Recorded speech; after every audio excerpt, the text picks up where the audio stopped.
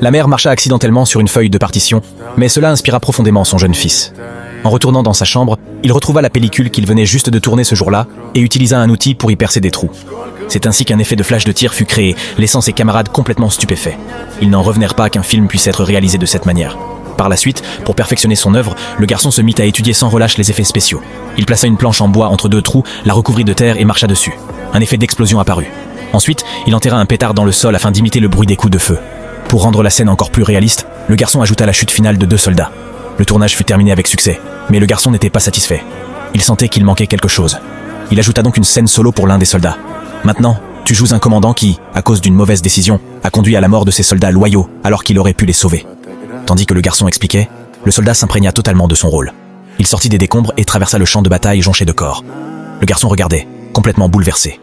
Il comprit alors que le cinéma n'était pas seulement fait d'actions et d'effets spéciaux. Il n'avait jamais imaginé qu'un simple plan pouvait sublimer tout un film. À ce moment-là, le soldat pleurait, comme s'il était réellement ce commandant en deuil. Même après que le garçon eut crié « Coupez !», tout le monde se releva sauf lui, toujours perdu dans la tristesse. Bientôt, le film fut projeté à l'école. Ces effets réalistes donnèrent au public l'impression d'y être. Surtout dans la dernière longue prise, quand le soldat marchait seul à travers le champ de bataille couvert de cadavres. Les yeux de tous étaient remplis de larmes. À la fin, le film du garçon toucha le cœur de chacun.